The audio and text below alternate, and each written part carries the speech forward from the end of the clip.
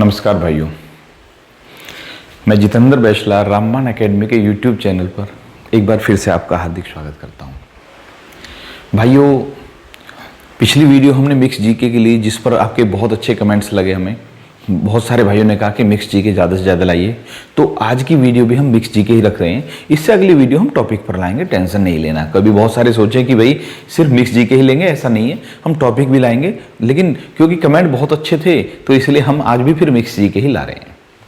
इसका एक फ़ायदा और भी होता है मिक्स जीके का कि हमें रैंडम बेस पर क्वेश्चन मिल जाते हैं। जैसे पिछली वीडियो की बात करते हैं हम, पिछली वीडियो जो संडे में आई वो हमने सैटरडे में क्या करते हैं, सैटरडे में हमने बनाई थी वीडियो, क्योंकि मैं जो वीडियो बनाता हूँ नाइट में बनाता हूँ, नेक्स्ट डे उसको आपके लिए पेश कर दिया जाता है, यूट्यूब पर अपलोड कर दिया जाता है। तो हमने वो सैटरडे में वीडियो बनाई थी और संडे में हमने आपके लिए अपलोड कर दिया। आपको भी पता है कल 11:15 बजे आपके सामने वीडियो आ गई थी। तो कल ही एक यूपी पीसीएस का एग्जाम हो रहा था, कल ही हुआ यूपी पीसीएस का प्री एग्जाम। उसमें भी उस मिक्स में से मैंने उस मिक्स जीके में दो किताबें और उनके लेखक लिखवाए थे। एक साइलेंट स्प्रिंग लिखवाई थी और एक जेके रोलिंग वाली थी कैजुअल वैकेंसी। दो पुस्तकें और उनके लेखक लिखवाए थे मैंने। और जो साइलेंट स्प्रिंग पुस्तक का लेखक हमने लिखवाया था वही सवाल एज इट इज आपके यूपी पीसीएस में मिलता भाई। तो मिक्स जीके का यही रुतबा होता है, यही कमाल होता है कि सवाल जो आते हैं वो बहुत अच्छे लेवल के आ जाते हैं मिक्स में। क्योंकि हम टॉपिक करते हैं तो सारी चीज़ों को पढ़ना पड़ता है, मिक्स करते हैं तो हम क्रीम को निकाल कर पकड़ाते हैं। तो ये भी बाकी मैं सिर्फ एक क्वेश्चन के ऊपर कह रहा हूँ, एक टॉपिक के एक पॉइंट के ऊपर कह रहा हूँ। यूपी पीसीएस जैसे में एकदम से सवाल ऐसे ही क्लैश हो रहे हैं भाई। अगर आप यूपी पीसीएस का पेपर उठाएंगे तो जो हमने करंट अफेयर्स में निकाली है उसमें से कई सारे क्वेश्चन आपको यूपी पीसीएस में मिल जाएंगे, जो हम अब तक करंट अफेयर्स पढ़ा चुके हैं। ठीक है, कितना मिल रहा है उसको छोड़िए, बहुत कुछ मिल रहा है आपके इस पढ़ाए हुए में से। लेकिन मेन चीज मैं ये कह रहा हूं कि जो हमारा मिक्स जीके होती है इसमें से कितना चांस बनता है। मैंने बताया कि 2 किताबें लिखवाई, उनमें से एक राइटर एज इट इज मिल गया, ऐसे कैसे ही पूछा गया है। ठीक है, तो आज भी हम मिक्स जीके का ही एक टॉपिक ले रहे हैं भैया। शुरू करते हैं। तो पहले देखिए कुछ समिति ले लेते हैं। देखिए बहुत सारी समितियां, लेकिन हमने कहा मिक्स जीके, मिक्स में मतलब हम कंप्लीट नहीं लेते चीजों को, सिर्फ क्रीम पकड़ाते हैं। तो पहला लिखिए आप सप्तऋषि समिति।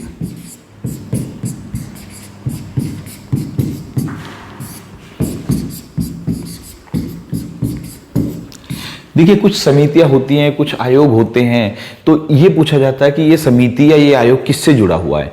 तो सप्तऋषि समिति जो है वो स्वदेशी चाय उद्योग,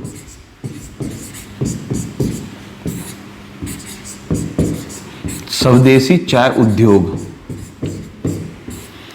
के विकास से संबंधित थी। ये समिति का कार्य था कि आपको ये पता लगाना है कि हमारा जो स्वदेशी चाय उद्योग है, टी इंडस्ट्री है, इसका कैसे डेवलपमेंट किया जा सकता है भाई। ठीक है, आगे चलते हैं। एक और लिखते हैं भाई हम, मैं कलर चेंज कर लेता हूं, ज्ञान प्रकाश समिति।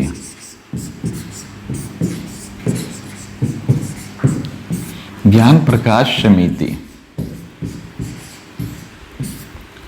ये चीनी घोटाले से संबंधित थी। चाय और चीनी दोनों को एक साथ ले लिया मैंने। चीनी घोटाले से संबंधित थी। चीनी घोटाले की जांच के लिए ज्ञान प्रकाश समिति का गठन हुआ था भाई। ठीक है, इसके बाद एक और लिखते हैं हम सच्चर समिति।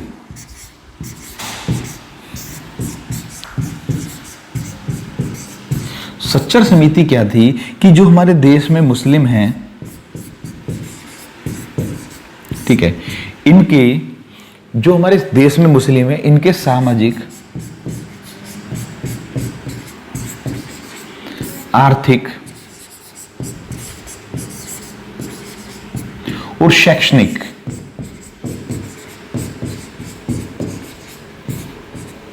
ठीक है, हमारे देश के मुस्लिमों के सामाजिक, आर्थिक और शैक्षणिक विकास के बारे में रिपोर्ट तैयार करना था। किसका काम? सच्चर समिति का। सच्चर समिति मुस्लिमों के सामाजिक, आर्थिक और शैक्षणिक विकास कह सकते हो, स्टेटस कह सकते हो, उसके बारे में एक रिपोर्ट तैयार करना इनका काम था भाई। ठीक है, 3 समितियां हो चुकी हैं। एक और समिति है चलैया समिति। चलैया समिति हालांकि 2 हुई हैं, लेकिन जो ज्यादा प्रसिद्ध है उसके बारे में बता रहे हैं। चलैया समिति टैक्स रिफॉर्म यानी कर सुधार से, बहुत इंपॉर्टेंट है, बहुत बार पूछा भी जाता है। टैक्स रिफॉर्म या कर सुधार से संबंधित चेलैया समिति, राज्य चेलैया समिति, ठीक है। एक है नरसिम्हन समिति,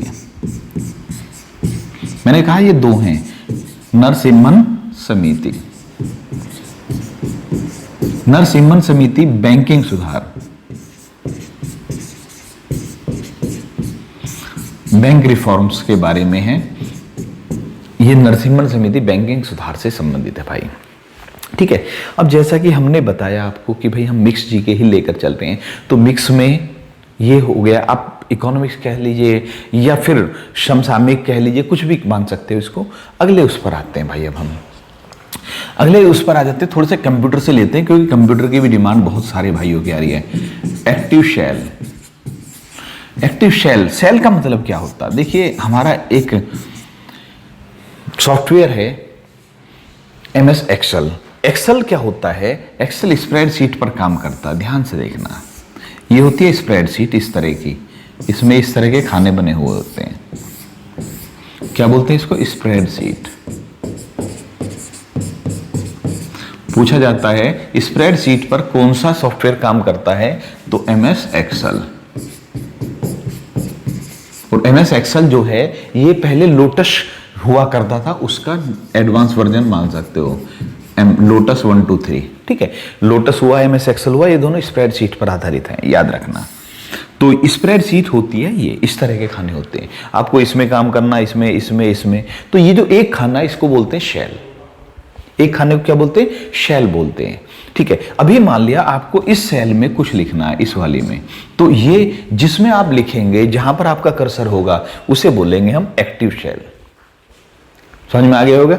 तो ये पूरा स्प्रेडशीट है, उसका एक खाना जो है, एक पार्ट जो है छोटा, वो शेल है। और जिसमें आप काम करेंगे, मान लिया कर्सर आपका यहां पर है, आप कुछ भी लिखेंगे यहां पर लिखा जाएगा, तो ये एक्टिव सेल है भाई, ठीक है। आगे बढ़े, कई सारी चीजें आ गई होंगी। देखिए एक चीज और है, मान लिया आपके पास आई सीडी, सीडी यानी कॉम्पैक्ट डिस्क।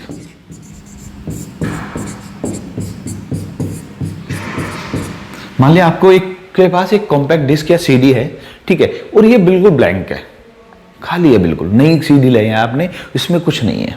अब आप क्या चाह रहे हैं कि इसमें कुछ डेटा डालना चाह रहे हैं। इस सीडी की क्षमता मान लिया 2 GB की है और आप चाह रहे हैं कि इसमें 1.2 GB डेटा इसमें स्टोर कर दें, मान लिया, या कितना भी डेटा, उससे जरूरी नहीं कि 1.2 GB हो, मान लिया 40 MB है, कुछ भी है, इसको आप सीडी में स्टोर करना चाह रहे हैं। यानी कि आप जो है इस डेटा को सीडी पर लिखना चाह रहे हैं, तो आप क्या करेंगे? सीडी एक डेटा लेंगे, डेटा को उठाकर उसमें कॉपी करेंगे, नॉर्मल होता है ये तो चीज। लेकिन अगर हम सीडी पर कुछ भी लिखना चाहते हैं तो उस प्रोसेस को बोलते हैं बर्निंग। बस हम ये बताना चाह रहे थे, बर्निंग का मतलब क्या होता है? बर्न मतलब जलाना होता है वैसे, लेकिन बर्निंग का मतलब क्या है? जब हम सीडी या डीवीडी पर कोई चीज स्टोर करते हैं पहली बार, तो उसको बोलते हैं बर्निंग करना, ठीक है। उम्मीद है ये समझ में आ गया। हमारा जो मेन शब्द है बर्निंग पर ध्यान देना है। किसी शब्द को लिखना या किसी डेटा को सीडी में स्टोर करना बर्निंग कहलाता है, ठीक है। आगे बढ़ते हैं भाई, इसके बाद आ जाते हैं हम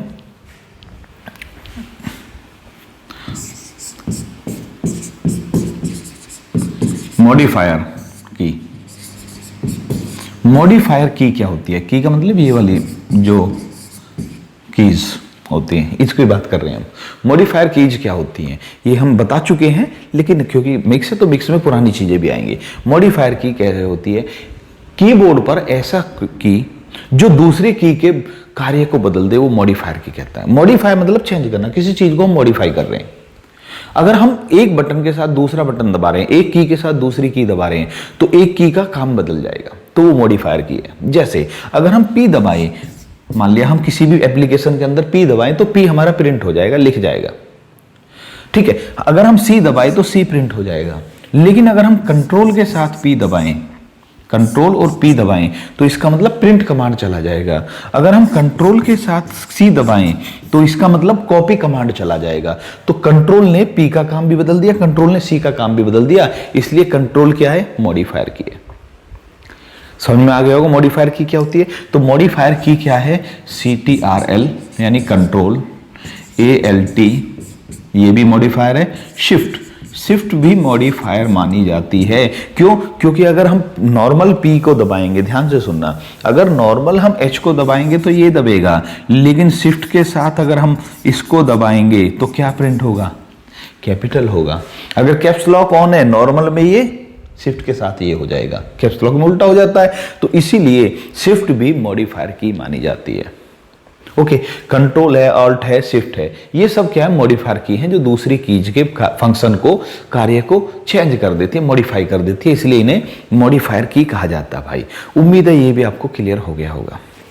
ठीक है, इसके बाद चलते हैं भाई, थोड़ा सा साइंस में आ जाते हैं। साइंस में एक शब्द पकड़ते हैं हम, हैलोजन। हैलोजन क्या होता है? देखिए, हैलोजन पूछा जाए तो ये पूछा जाता है कि भैया इनमें से कौन सा हैलोजन नहीं है। तो हैलोजन याद रखिए, हैलोजन में 4 चीज आती हैं, क्लोरीन,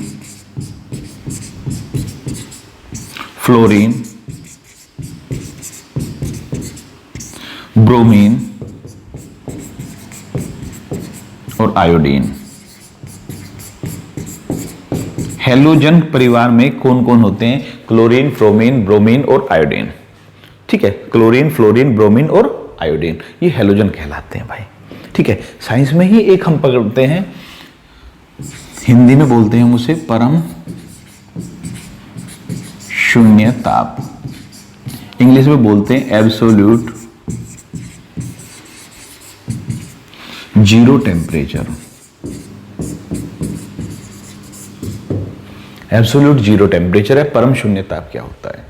ये क्या भाई, ध्यान से सुनना। वैज्ञानिक या साइंस क्या कहती है? साइंस कहती है कि आप टेम्परेचर को बढ़ाइए तो आपका सैकड़ों में, हजारों में, लाखों डिग्री सेंटीग्रेड तक तापमान हो जाएगा। बढ़ाते रहिए, टेम्परेचर बढ़ता चला जाएगा। लेकिन जब हम उसको नेगेटिव में लाते, घटाते हैं, तो एक लिमिट के बाद उससे नीचे जाना, टेम्परेचर का उससे नीचे जाना संभव नहीं होता। जो न्यूनतम संभव ताप है, जो मतलब ऐसा लोवेस्ट टेम्परेचर जो कि पॉसिबल है, उसे परम शून्य ताप कहते हैं। हिंदी में बोलते हैं इसको न्यूनतम संभव ताप। न्यूनतम संभव ताप का मतलब यह है कि लोवेस्ट पॉसिबल टेम्परेचर, वो परम शून्य ताप कहलाता है। अब यहां पर बहुत सारे भाई गलती करते हैं। न्यूनतम संभव ताप या परम शून्य ताप कितना होता है? देखिए भाई, अगर मैं आपसे कहूं -273 डिग्री के, तो ये गलत है भाई, याद रखना। बहुत सारे इसको समझते हैं। न्यूनतम संभव ताप या परम शून्य ताप 0 केल्विन होता है, क्योंकि केल्विन जो पैमाना होता है उस पर ऋणात्मक ताप नहीं होता। दूसरा, इसको 0 केल्विन को क्या बोलते हैं? बराबर -273 डिग्री सेंटीग्रेड, -273 डिग्री सेल्सियस या 0 केल्विन, ये न्यूनतम संभव तापमान है। इससे नीचे का तापमान संभव नहीं होता, इसे एब्सोल्यूट जीरो टेम्परेचर कहा जाता है भाई। ठीक है, समझ में आ गया होगा परम शून्य ताप।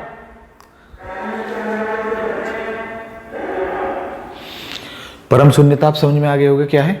ओके भाई, ठीक है, 0 केल्विन या -273 डिग्री सेल्सियस। एक और, जब हम बात करते हैं केल्विन, केल्विन की 2 खासियत होती है। पहली बात तो ये कि ये कभी भी माइनस में नहीं आएगा, ध्यान से सुनना। केल्विन कभी भी माइनस में नहीं आता, क्योंकि 0 केल्विन लास्ट है, तो उससे नीचे तो जाएगा ही नहीं। सेल्सियस, फ़ारेनहाइट, रेमर सारे के सारे माइनस में हो सकते हैं, लेकिन केल्विन कभी माइनस में नहीं होगा। दूसरा, अगर हम टेम्परेचर लिख रहे हैं 98.4 डिग्री फ़ारेनहाइट, हम लिख रहे हैं मान लिया सेंटीग्रेड में या सेल्सियस में 25 डिग्री सेंटीग्रेड, लेकिन अगर हम केल्विन में लिख रहे हैं, हमें लिखना है मान लिया 123 केल्विन, तो इसमें हम डिग्री नहीं लगाते, याद रखना। केल्विन में डिग्री नहीं लगाया जाता, 123 केल्विन बोलेंगे, 123 डिग्री केल्विन नहीं बोलेंगे। सेल्सियस और फ़ारेनहाइट में डिग्री का प्रयोग किया जाता है, लेकिन केल्विन में डिग्री का प्रयोग नहीं होता। ये 2 विशेष चीज ध्यान रखनी है आपको। ठीक है, उम्मीद है ये भी आपको समझ में आ गया होगा। ठीक है, आगे बढ़ते हैं। तो केमिस्ट्री और फिजिक्स से भी आ गया हमारा, थोड़ा सा कंप्यूटर से भी आ गया। एक अब हिस्ट्री से उठा लेते हैं। हिस्ट्री से देखिए, हिस्ट्री में जो है मेन चीज क्या है? हिस्ट्री जो हमारी युद्धों से भरी हुई है, इतिहास जो युद्धों से भरा हुआ है। तो आज थोड़े से युद्धों के बारे में लेते हैं। इतिहास के प्रसिद्ध युद्ध कौन से हुए? भारतीय इतिहास के प्रसिद्ध युद्ध। तो जब हम युद्ध की बात करते हैं, तो सबसे पहले जब बात करते हैं हम वैदिक सभ्यता की। तो वैदिक सभ्यता में के दौरान वैदिक काल में एक युद्ध हुआ था जिसे बोला गया 10 राज्य युद्ध।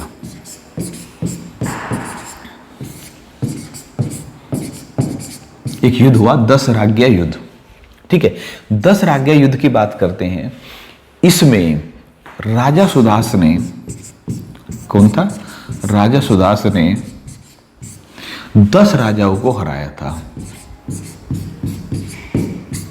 एक तरफ राजा सुदास की सेना थी, एक तरफ 10 राजाओं की सेना थी, ठीक है। तो इसमें राजा सुदास जीत गए थे, 10 राजा इसमें हार गए थे भाई। ये वैदिक कालीन युद्ध है, 10 राज्य युद्ध। तो 10 राज्य युद्ध के विजेता कौन थे? राजा सुदास थे। किस किस के बीच हुआ था? राजा सुदास और 10 राजाओं के बीच हुआ था। ये भी क्लियर हो गया। राजा सुदास के जो मतलब पुरोहित थे वो महर्षि वशिष्ठ थे।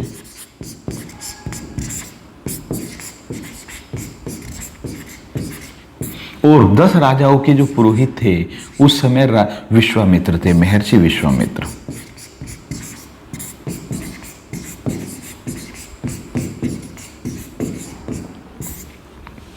ठीक है। राजा सुदास के महर्षि वशिष्ठ और 10 राजाओं के महर्षि विश्वामित्र थे। यह युद्ध जो है परुष्णी नदी के तट पर हुआ था। कौन सी नदी? परुष्णी नदी। और परुष्णी नदी का वर्तमान नाम क्या है? रावी नदी। ठीक है। वैदिक कालीन युद्ध है, वैदिक काल में हुआ था, तो इसकी कोई डेट तो कंफर्म है ही नहीं। परुष्णी नदी या रावी नदी के तट पर हुआ था। ये 10 राजाओं की सेना को राजा सुदास ने हरा दिया था। ठीक है। अब आ जाते हैं हम ऐतिहासिक युद्ध में, जो इतिहास में हुआ, जिनके हमारे पास डेट मौजूद हैं। तो पहला जो प्रसिद्ध युद्ध माना जाता है वो माना जाता है 326 ईसा पूर्व। ईसा पूर्व को इंग्लिश में लिखते हैं BC, यानी बिफोर क्रिस्ट। ईसा मसीह से पहले, यानी कि जो हमारा अंग्रेजी कैलेंडर है जिसे हम ग्रेगोरियन कैलेंडर कहते हैं, उससे पहले की डेट को लिखा जाता है ईसा पूर्व में। तो 326 ईसा पूर्व में सिकंदर ने भारत पर आक्रमण किया। सिकंदर ने भारत पर आक्रमण किया। नोट कर लेना आप, 326 ईसा पूर्व में सिकंदर ने भारत पर आक्रमण किया। भाई डेट वाइज जैसा मैं बोल रहा हूं उसी हिसाब से लिखते चलिए। सिकंदर का भारत पर आक्रमण है 326 ईसा पूर्व में। ठीक है। फिर आते 305 ईसा पूर्व। याद रखना, जो सिकंदर का आक्रमण हुआ था उसमें बहुत सारे, क्या बोलते हैं, बहुत सारे छोटी छोटी लड़ाइयां लड़ी थी सिकंदर ने। ऐसा नहीं है कि भैया एक ही, क्योंकि सिकंदर तो जीतते हुए आ रहा था, लेकिन धनानंद और सिकंदर के बीच युद्ध नहीं हुआ था। तो 305 ईसा पूर्व की बात करते थे। 305 ईसा पूर्व में चंद्रगुप्त मौर्य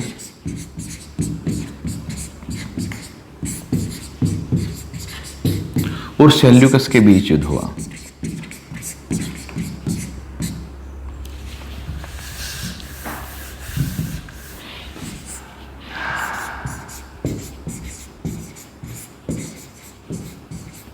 चंद्रगुप्त मौर्य और सेल्यूकस के बीच युद्ध हुआ। सेल्यूकस जो था सिकंदर का सेनापति था, वो इतिहास में हम पढ़ते हैं कि कैसे ये यहां पर रुक गए थे।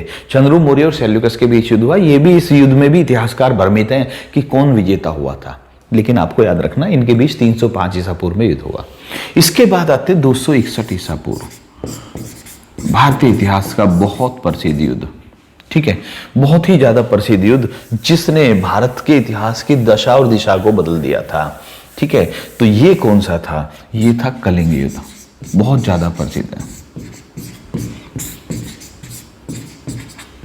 कलिंग का युद्ध, कलिंग युद्ध जो हुआ उसमें सम्राट अशोक थे और दूसरी तरफ थे नंदराज। नंदराज ये धनानंद या नंदवंश के नहीं थे, इनके जो दूसरी तरफ थे वो थे नंदराज। नंदराज राम के शासक थे कलिंग की तरफ के।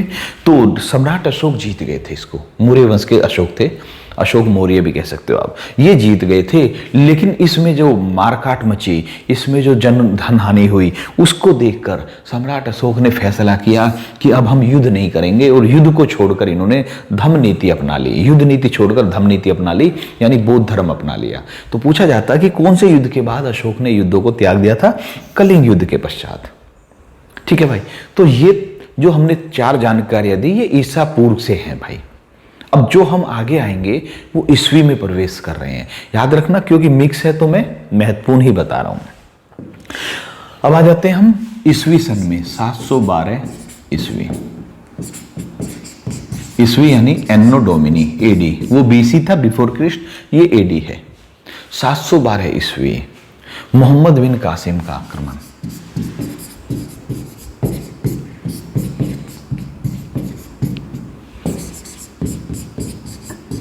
मोहम्मद बिन कासिम ने भारत पर आक्रमण किया था 712 ईस्वी में। भारत पर आक्रमण करने वाला पहला मुस्लिम आक्रमणकारी था, याद रखना। भारत पर आक्रमण करने वाला पहला विदेशी थे ईरानी, ईरानियों ने किया था। लेकिन अगर मुस्लिम की बात करें, मोहम्मद बिन कासिम पहला मुस्लिम आक्रमणकारी था। ठीक है, इसके बाद 712 के बाद आता है 1000 ईस्वी। 1000 ईस्वी, 1000 ईस्वी में महमूद गजनवी ने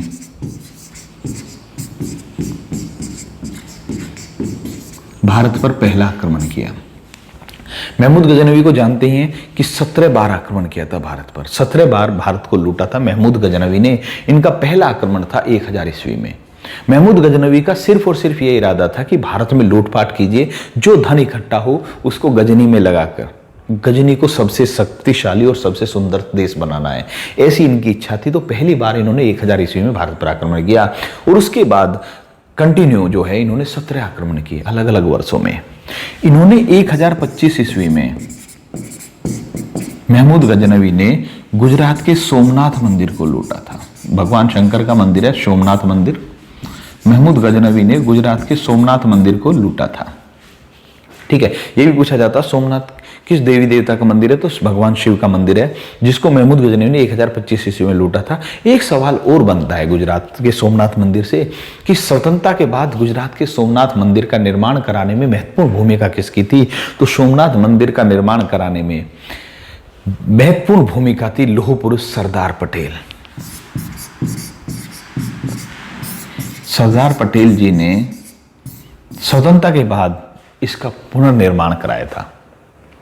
ठीक है भाई, ओके भाई। तो ये 1025 हो गया। इसके बाद डेट आती है 1191 ईस्वी।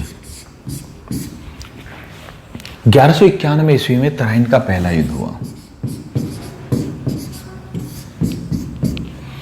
1191 ईस्वी में तराइन का पहला युद्ध हुआ। भाई जी मैं ये कहना चाह रहा हूं, जिन्होंने इतिहास पढ़ा भी नहीं है वो भी प्लीज जितने युद्ध मैं लिखवा रहा हूं उनको एक साथ सीरीज में लिखिए। एक काम और करना, जब आप कॉपी में लिखें तो जैसे यहां पर लिखा है तो उसके बीच में दूसरे युद्ध के और इसके बीच में एक लाइन जरूर छोड़ देना, क्योंकि अभी हम महत्वपूर्ण लिखवा रहे हैं, हो सकता है इनके बीच में कुछ और युद्ध भी आ जाएं, ये ध्यान रखना भाई।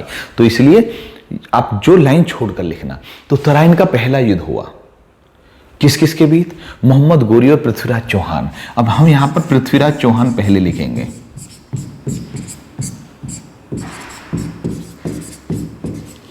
पृथ्वीराज चौहान और किसने?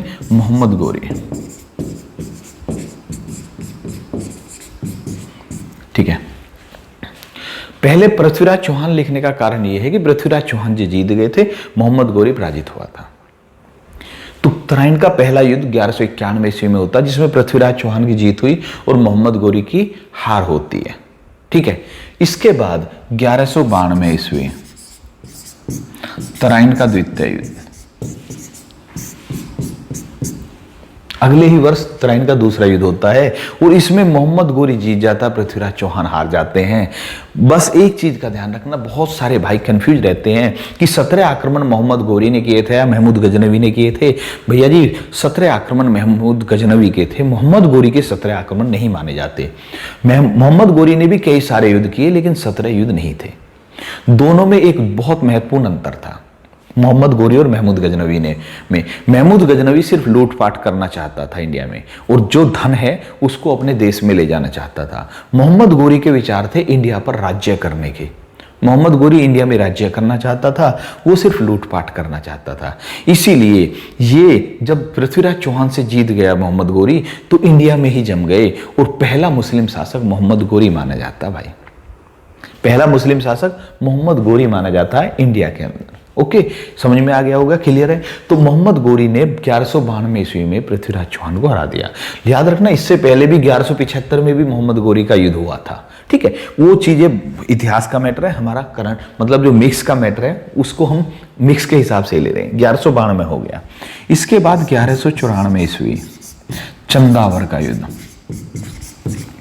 चंदावर के युद्ध में मोहम्मद गोरी ने जयचंद को हराया था। मोहम्मद गोरी ने किसको हराया था? जयचंद को। जयचंद वही जयचंद है जो संयोगिता के पिता थे। संयोगिता पृथ्वीराज चौहान की पत्नी, उनके पिता थे जयचंद, और इन्होंने पृथ्वीराज चौहान के साथ गद्दारी की थी और इस मोहम्मद गोरी का साथ दिया था। 2 वर्ष बाद मोहम्मद गोरी ने उनका भी पत्ता साफ कर दिया था। जयचंद जानते ही हैं, यही जयचंद थे जिनको गद्दार की उपाधि दी गई। भारत का गद्दार कहा गया जयचंद को। ठीक है, 1194 चंदावर का युद्ध। इसके बाद आता है आपके लिए जो सबसे महत्वपूर्ण की बात कर रहे हैं, 1221 ईस्वी। 1221 ईस्वी में चंगेज खान ने भारत पर आक्रमण किया। अब ऐसा थोड़ी है कि इसके बीच में कोई युद्ध ही नहीं हुए, युद्ध तो लगातार चलते रहे हैं, लेकिन हम सिर्फ एक क्रीम को निकालकर आपको पकड़ाना चाहते हैं। चंगेज खान ने 1221 ईस्वी में भारत पर आक्रमण किया। इसके बाद एक और महत्वपूर्ण आती है 1398 ईस्वी। 1398 ईस्वी में तैमूर लंग ने भारत पर आक्रमण किया। तैमूर लंग ने भारत पर आक्रमण किया। ठीक है, चंगेज खान और तैमूर लंग ने के आक्रमण अलग अलग याद रखने हैं। जब चंगेज खान ने आक्रमण किया उस समय यहाँ का राजा था इल्तुतमिश, दिल्ली का सुल्तान था इल्तुतमिश, लेकिन इल्तुतमिश और चंगेज खान के बीच युद्ध नहीं हुआ था। तैमूर लंग के आक्रमण के समय नासिरुद्दीन महमूद तुगलक था। किसके समय में हुआ था?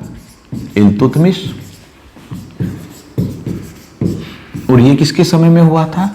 नासिरुद्दीन महमूद तुगलक।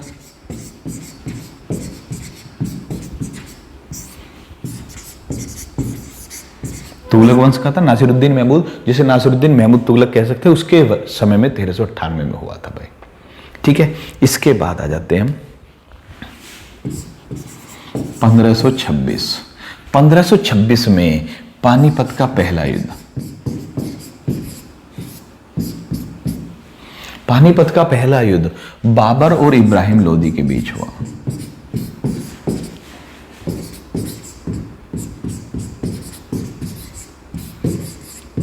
और ये ऐसा युद्ध था जिसने भारत में मुगल वंश की स्थापना कर दी।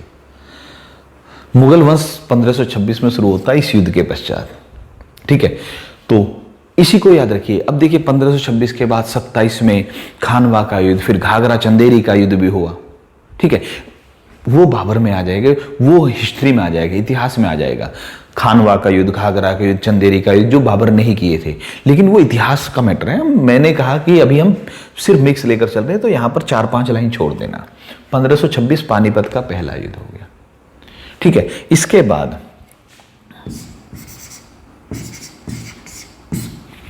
1539 और 1540 2 युद्ध होते हैं। किस किस के? शेरशाह सूरी और हुमायूं के बीच। चौसा का युद्ध, चौसा का युद्ध, और कन्नौज या विलग्राम का युद्ध।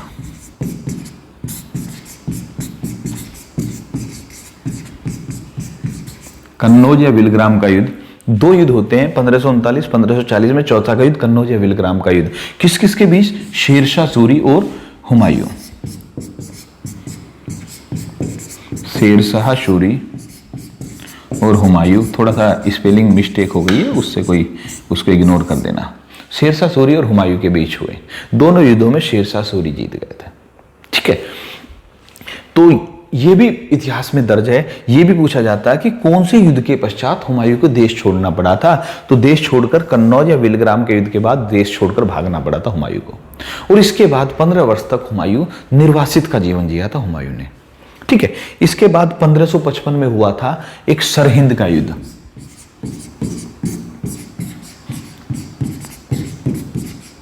सरहिंद का युद्ध हुआ था।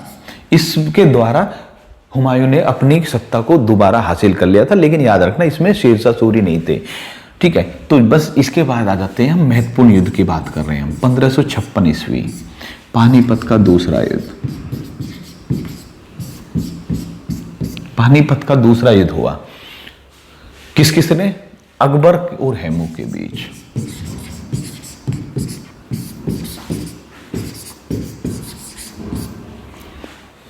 ठीक है, अकबर और हेमू के बीच हुआ था पानीपत का दूसरा युद्ध। इसमें अकबर की विजय हुई थी। अकबर तो उस समय बच्चे थे, तो मैन तो बैरम खान लड़ रहे थे, लेकिन अकबर का राजा तो अकबर ही माने गए ना। तो अकबर और हेमू के बीच युद्ध हुआ, पानीपत का दूसरा। अब अगर हम अकबर की बात करें तो अकबर के समय में बहुत सारे युद्ध हुए, चाहे वो मालवा का युद्ध है, चाहे आपका असीरगढ़ का युद्ध है, सुरूर लास्ट के लें, चाहे हल्दी घाटी का युद्ध है, बहुत सारे युद्ध लड़े अकबर ने। लेकिन उन सभी को हम यहाँ पर नहीं लिखवाएंगे। हमने कहा सिर्फ मिक्स जीके के हिसाब से लिखवा रहे हैं हम जो है जीके के या हिस्ट्री के हिसाब से नहीं लिखवा रहे। पानीपत का दूसरा अकबर और हेमू के बीच हुआ, ठीक है। अकबर ने जो पहला अपने खुद के बल पर युद्ध किया था वो मालवा का युद्ध था, और अंतिम था असीरगढ़। अकबर का पहला युद्ध था मालवा और अंतिम था असीरगढ़, ठीक है। लेकिन हमें इनसे भी महत्वपूर्ण जो लेना है वो लेना 1576 ईस्वी में। ये हुआ था हल्दी घाटी का युद्ध, बहुत ही प्रसिद्ध युद्ध, हल्दी घाटी का युद्ध अकबर और महाराणा प्रताप के बीच।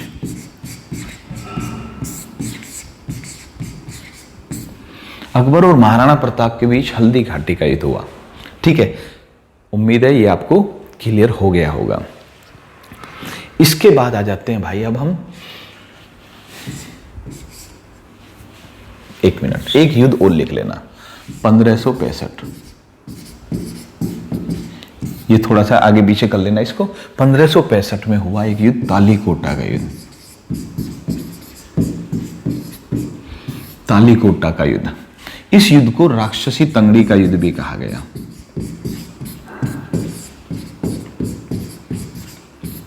इस युद्ध को बेनीहट्टी का युद्ध भी कहा गया।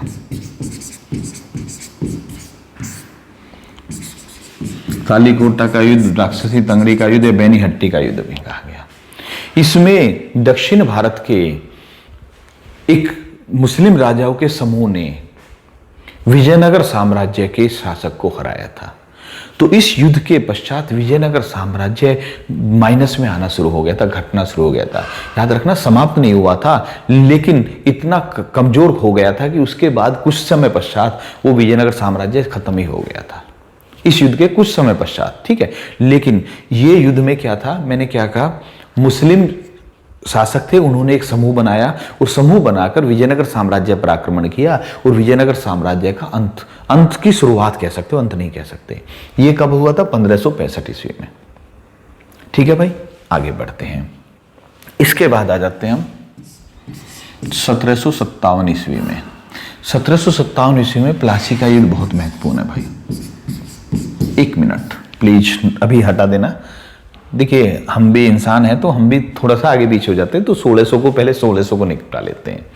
अगर हम 1600 की बात करें तो 1658 में होता है जो महत्वपूर्ण है, सिर्फ महत्वपूर्ण, वैसे तो बहुत सारी घटनाएं हुई 1600 में, ठीक है, लेकिन 1658 में जो होता है उसे बोला गया उत्तराधिकार का युद्ध।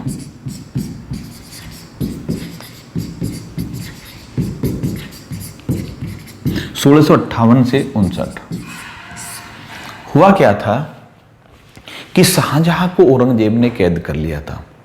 शाहजहां को औरंगजेब ने कैद कर लिया, यानी औरंगजेब ने अपने पिता शाहजहां को कैद कर लिया और उस पर क्या बोलते हैं, कोशिश करी कि भाई वो ही राजा बन जाए। अब शाहजहां हुआ, दारा शिकोह हुआ, मुराद हुआ, शाह शुजा हुआ, इनके बीच आपस में लड़ाइयां शुरू हो गई सिंहासन को लेकर, क्योंकि शाहजहां जो थे, सॉरी मैं उल्टा बोल गया हूं, औरंगजेब, दारा शिकोह, शाह शुजा, मुराद, ये सारों के बीच लड़ाइयां हुई क्योंकि शाहजहां जो दारा शिकोह को राजा बनाना चाहते थे।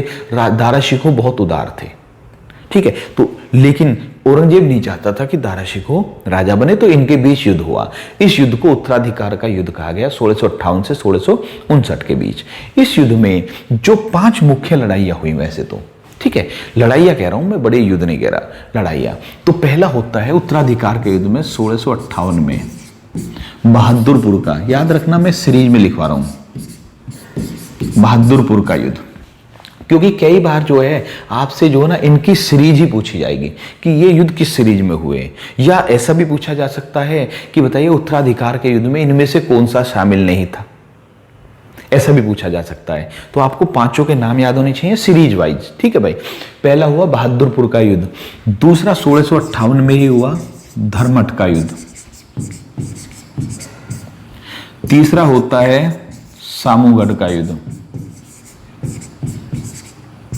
ये है 1658 में। फिर दो युद्ध होते हैं 1659 के शुरुआत में, ठीक है। 1659 1659 याद रखना, मैं इसको अलग लाइन खींच देता हूं। खजवा का युद्ध, खजवा या खाजवा का युद्ध, ठीक है। खजवा का युद्ध होता है 1659 में, और जो इसका अंतिम युद्ध था 1659 में ही, वो था देवराई का युद्ध। ये बहुत पूछा जाता है, ठीक है। देवराई का युद्ध, इनमें जो है धर्मठ, सामूगढ़ और देवराई का युद्ध ज्यादा प्रसिद्ध है। बहादुरपुर और खजवा को कभी कभार पूछते हैं, कभी कभार नहीं पूछते, लेकिन ये धर्मठ, सामूगढ़ और देवराई का युद्ध ज्यादा प्रसिद्ध है। ये कौन से थे भैया? उत्तराधिकार के युद्ध, ठीक है। इसके बाद आ जाते हैं 1757। 1757 में प्लासी का युद्ध होता है।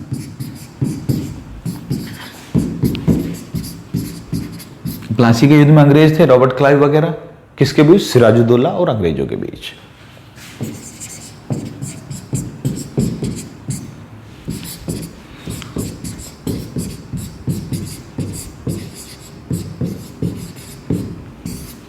सत्रह में अंग्रेजों ने सिराजुद्दौला को हराया था, बंगाल पर अधिकार कर लिया।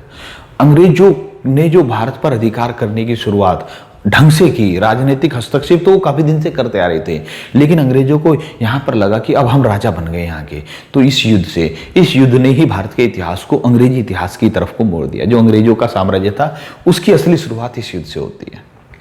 लेकिन यहां इस युद्ध के बाद भी अंग्रेजों के मन में आशंका थी भारत के राजाओं के प्रति, और भारत के राजाओं को लग रहा था कि हम अंग्रेजों को जब चाहे भगा सकते हैं। वो अगले युद्ध ने वो भी क्लियर कर दिया कि अब अंग्रेज ही रहेंगे और राजाओं की हिम्मत कुछ नहीं है, वो भी बताएंगे हम। लेकिन फिर एक आता 1760 में। 1760 में बांडीवास का युद्ध होता है।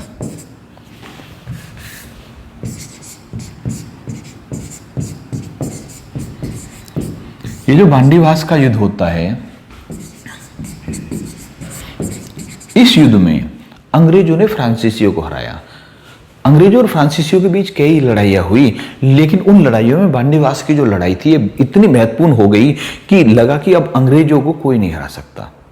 फ्रांसीसियों को बुरी तरह से हरा दिया इस युद्ध में। तो महत्वपूर्ण अंग्रेजों और फ्रांसीसियों के बीच जो लड़ाइयां हुई थी उनमें सबसे महत्वपूर्ण बांडीवास का युद्ध था 1760 में। पूछा जाता है कि भैया कौन से युद्ध के पश्चात भारत से फ्रांसीसी शासन का अंत हो गया था? लगभग वो था बांडीवास का युद्ध, ठीक है। 1760 के बाद आता है 1761, पानीपत का तीसरा युद्ध। अहमद शाह अब्दाली और मराठों के बीच हुआ था। अहमद शाह अब्दाली अफगान का शासक था,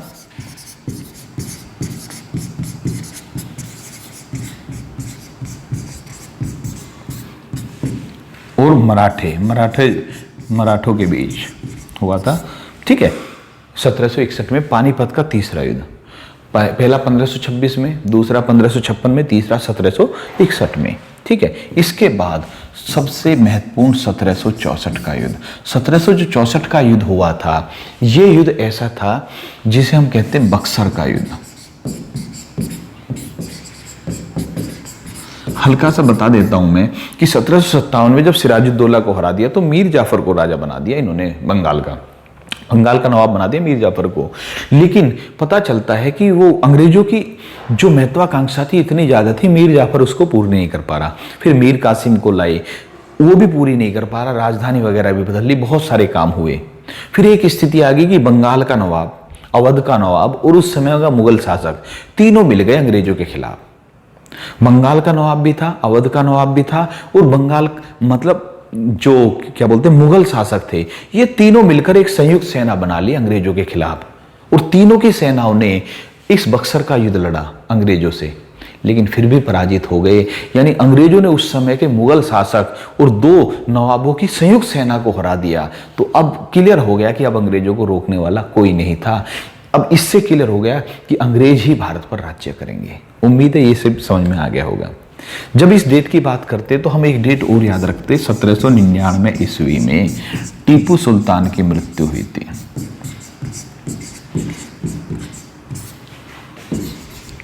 चतुर्थ हांगल मैसूर युद्ध था तो इस युद्ध के दौरान टीपू सुल्तान की मृत्यु 1799 ईस्वी में हुई थी भाई। ठीक है, तो ये जो था अब हमारे इतिहास के, भारतीय इतिहास के महत्वपूर्ण युद्ध वगैरह था। लेकिन याद रखना, मैंने जैसा कहा है, मैंने कहा आज का टॉपिक था मिक्स जीके का टॉपिक। ठीक है भैया, अगला जो टॉपिक होगा वो मैंने कहा कि कोई सब्जेक्ट होगा या तो पॉलिटिकल या कंप्यूटर। मुझे दोनों पर ध्यान देना है, पॉलिटिकल पर भी और कंप्यूटर पर भी। तो आज की वीडियो में इतना ही, आपके कमेंट की उम्मीद करूंगा मैं। तो आज की वीडियो में इतना ही भैया, अगली वीडियो में आपसे फिर मुलाकात होगी। जय हिंद भाइयों।